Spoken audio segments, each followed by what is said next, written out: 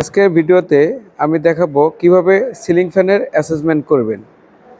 সাধারণত সিলিং ফ্যানের মধ্যে দুই প্রকারের কয়েল থাকে, একটা হচ্ছে রানিং কয়েল আর একটাকে বলা হয় স্টার্টিং কয়েল। আমি এখানে একটু আপনাদেরকে এঁকে দেখানোর চেষ্টা করব। এটা এক প্রকার কয়েল, এটাকে ফর এক্সাম্পল এটা হচ্ছে স্টার্টিং কয়েল, আর আমরা আরেকটা কয়েল নিচ্ছি বাইরে, এটা এক প্রকার কয়েল, এটা এক প্রকার কয়েল। এখন আমাদের এরকম চারটা তার বাইরে বের হয়ে থাকবে। আপনারা দেখতে পাচ্ছেন এখানে চারটা তার, এক কালারের দুটা আর এক কালারের দুটা।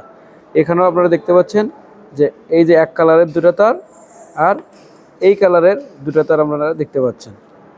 এখন যেটা করতে হবে, প্রথমত আমাদের রেজিস্ট্যান্স মেপে দেখতে হবে যে কোনটা আসলে রানিং কয়েল, কোনটা আসলে স্টার্টিং কয়েল। আমরা এখানে যদি এটা মেপে দেখার জন্য আমাদের প্রথমে ওহম মিটারে যেতে হবে। আমাদের মাল্টিমিটার থেকে ওহম মোডে সিলেক্ট করতে হবে। এই যে আপনারা দেখতে পাচ্ছেন এই যে নবটা, এই যে ওহম মোডে আমি সিলেক্ট করেছি। করার পর আমরা এখন হচ্ছে এটার ওহমটা রেজিস্ট্যান্সটা আমরা মেজার করে দেখব। দেখতে পাচ্ছেন এখানে দেখা যাচ্ছে 182। আমাদের এই লাল তার দুটোতে 182, আর এখানে দেখা যাচ্ছে 155। তার মানে আমাদের লাল তারটা এখানে স্টার্টিং কয়েল।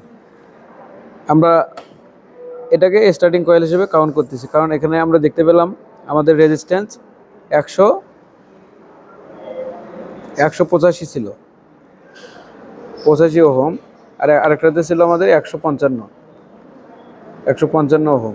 তার মানে যেহেতু আমাদের বেশি, তার মানে আমরা এটাকে স্টার্টিং কয়েল হিসেবে কনসিডার করতেছি। এরপর আমাদের যেটা করতে হবে, আমাদের একটা রানিং কয়েল এবং একটা স্টার্টিং কয়েল কমন করে নিতে হবে। কমন করে নেওয়ার পর এখানে আমাদের নিউট্রাল লাইনটা দিতে হবে। তাহলে আমাদের নিউট্রাল লাইন দেওয়ার পর আমাদের এই রানিং কয়েলে আমরা দেব